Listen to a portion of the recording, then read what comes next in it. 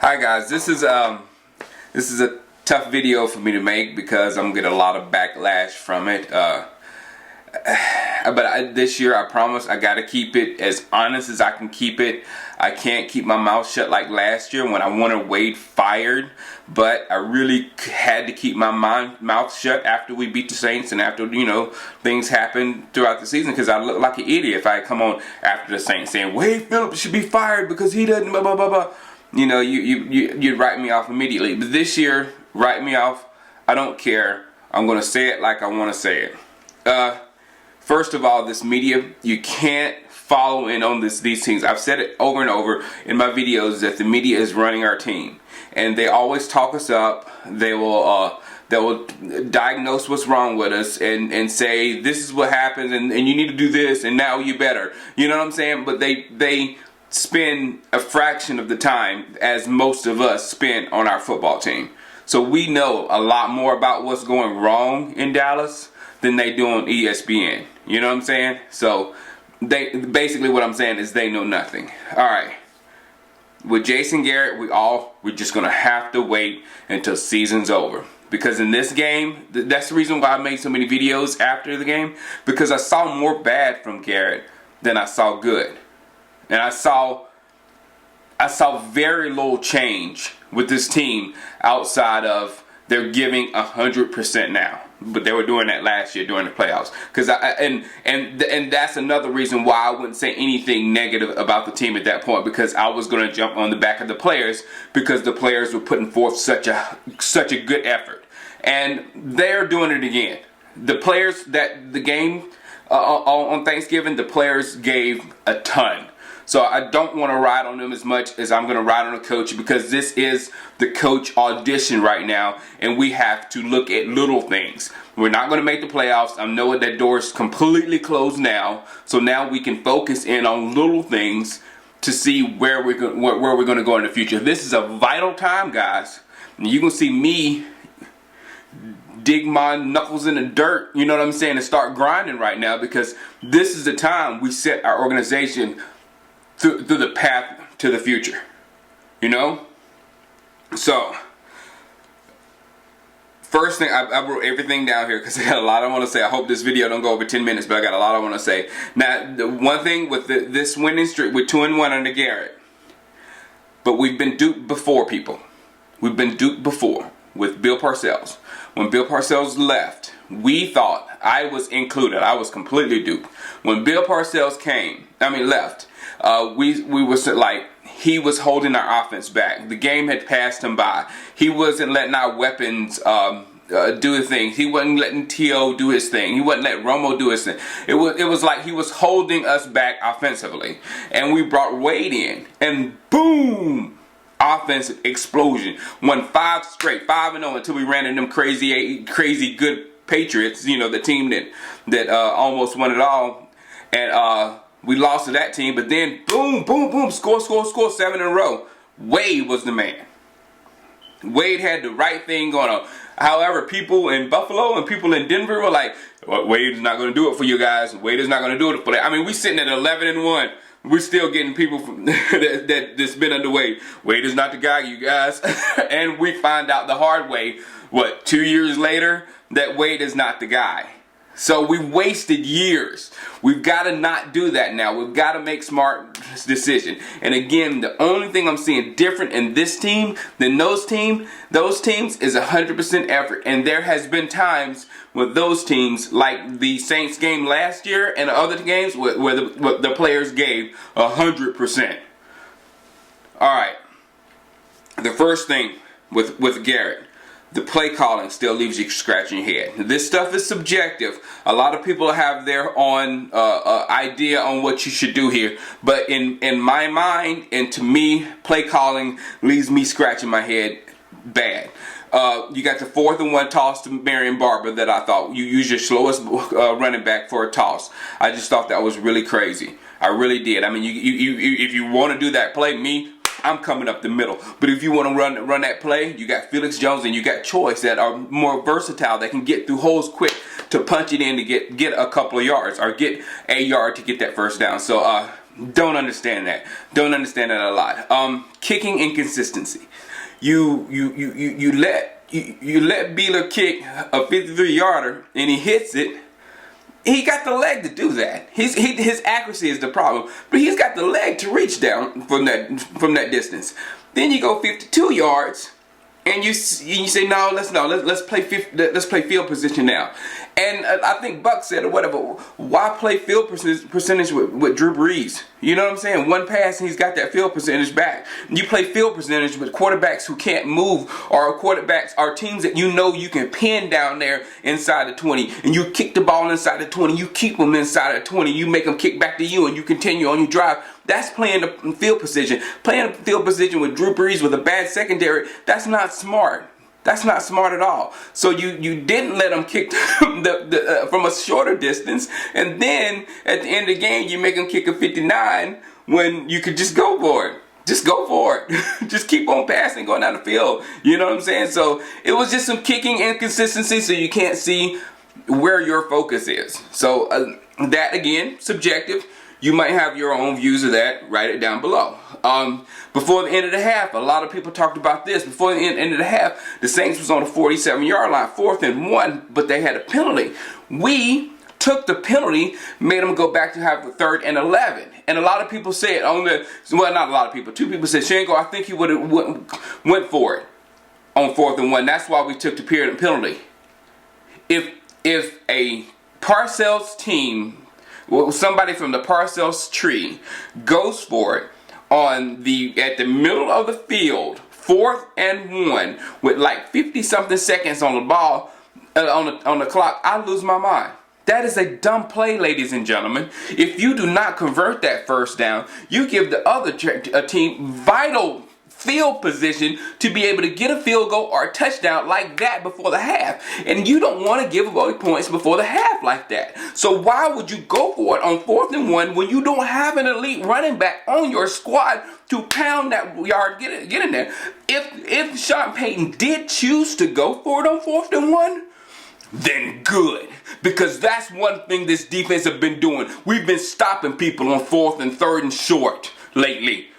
3rd and 11, quarterbacks come get your 300 against the secondary. Everybody step on up. Peyton Manning, you next, you getting at least 350, 400. Get your 300. We've been giving up the pass like crazy. But the run, no. So you put them in the best position to get more yards on our defense, and they end up getting the field goal. So luckily we got that 3 points back, but again, not smart. Not smart. Subjective, you have your own view. Now with some stats, with him, the running game, Miles Austin was our leading rusher in that game with one run. He was our leading rusher in that football game. Garrett has produced 2 100-yard rushers in the last 2 years. Week 2 last year with Marion Barber, 134 yards, something like that. And this year against Tennessee, 106 yards, Felix. And we know why Felix got 106 yards, because Jerry didn't want to look bad for his draft pick with Chris Johnson on the field. Fail. So a lot of people say it's our 3-headed monster. We got a lot. Well, last year, I said it over and over and over and over. We got most of our rushing yards on trickery. We had a huge average. we were breaking off enormous runs, and I like that kind of stuff. I like misdirections, and I mean, we scored on a reverse. I love that kind of stuff. But it is supported by a strong running game, a powerful running game, a bam, bam, bam, we coming down the field type running game. We haven't seen that in Dallas in a long time, and I don't think Garrett knows how to build one. I don't think he knows how to develop a running game. You know, and this is the truth. You will not have an elite team in the league without a powerful running game there. You won't. You got 2 right now that's underneath. Saints and Colts have been hit by injuries. They're under the 100-yard game. But look at the 100-yard teams that are averaging 100 yards and more on the stats, and you will see all the elite teams and all the better teams of this season are rushing the ball very well. Running the ball is a vital part of the game. You can do it without it sometimes, yes, game to game here and there, Bob. But for consistency, you have to have a running game, period. You got to take this in consideration. All right, where was I at? I said Chiefs grind, and Chiefs are averaging 164 yards a game. I mean, come on, no wonder they're doing well this year with lesser talent than a lot of other teams in the league. But okay, this is things to say about Tony Romo. The wifey, it was funny, and when Kitna was there at the end of the game. And was driving with a minute 54 left in the clock. Wifey said, "Yeah, this is where Tony Romo throws the interception." And I was like, "Oh no," she said, "This is when Tony Romo throws the interception and everybody blames Roy." And I was like, And you think back in the Tennessee game, and that was another game this season that he did that. He threw an interception when we had the chance to come back down the field and score and win the game, and it didn't happen. So I just thought that was funny. But Roy's getting a lot of pain, and he's taking a lot for that fumble. But yeah, he was holding the ball in this hand, and he saw a person on this side, and he switched the ball away from the contact because he felt like he was getting contact on this side. And then Jenkins came on this side to rip the ball out. Well, that was a good play by the defense for one. Roy should have held on to the ball, definitely. But the Saints and Bears are two defenses that look to do stuff like that. And you need to be on your game all the time against those teams. Roy wasn't. But you got to understand, the Bears, Saints, defenses are okay. They're not great defenses, but one thing they do is they know how to generate turnovers. When you see the ball pop out at the last second in those games, like you a lot of times do with Bears and Saints, when you see the ball pop out, don't think, "Oh man, that's just fate," or whatever. Them boys are doing it on purpose. On purpose. Kudos to them. Bad job, Roy. But the problem that I have with that is that we were winning when Roy fumbled. Roy didn't destroy our chances to win the game. We were winning. All we had to do was stop the Saints from coming down the field and scoring a touchdown. That's all we had to do. Stop them from scoring a touchdown. We didn't do it. He went whoop, whoop, whoop, touchdown, and our heads were spinning. And all fans still, but Roy messed us up, Roy messed up. Did you not see them just walk down the field on our defense like it wasn't even there? You gonna point it, Roy.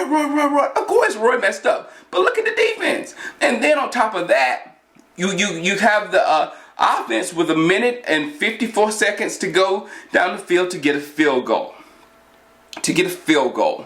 They had plenty of time to get down the field to get a field goal, and they didn't do it.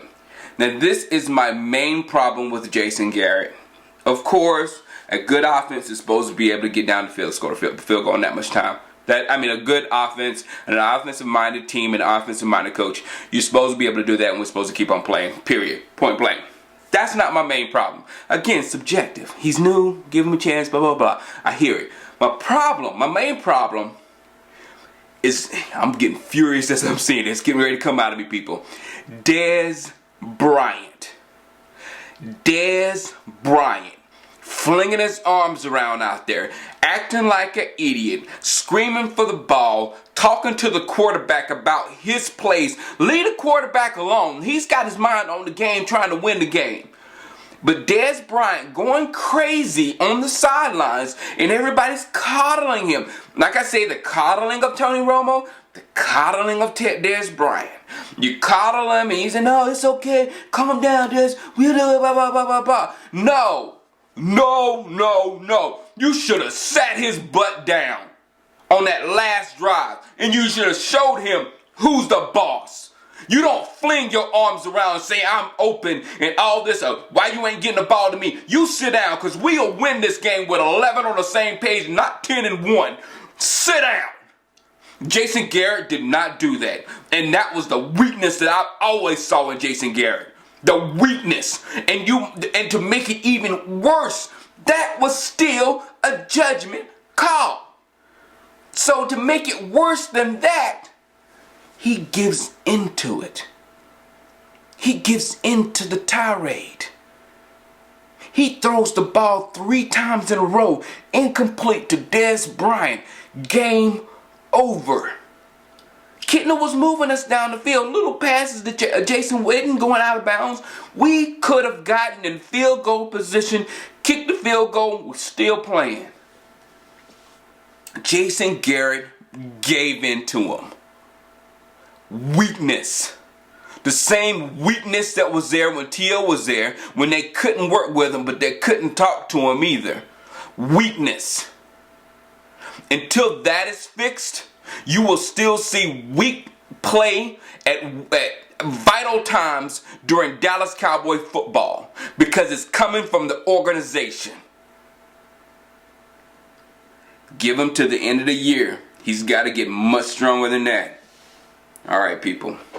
Holla at you. I'm sorry, man. I'm sorry. The Cowboys are my team. The Cowboys are my team. They're my team forever. And when I see stuff, when I see weakness, when I see stuff that's not doing right, kudos to the players. In any given Sunday, you get NFL talent on one page out there playing, they're going to do good. Kudos to Jason Garrett. He has the boys playing on a high level. They're playing, they're doing good. But I'm seeing a lot of stuff that could manifest into some really bad season for the Cowboys. And what do I consider bad seasons? Not 1-15. You get a good draft pick then. Not 2-14. You still get a good draft pick then. The bad seasons, you know what I'm talking about. The 6-10s, the 7-9s, the 5-11s. When you're sitting in the middle of the draft and you get mediocre talent that you probably could have gotten in the second round and you just flounder. That's what I'm talking about. I don't want to go back. Holla.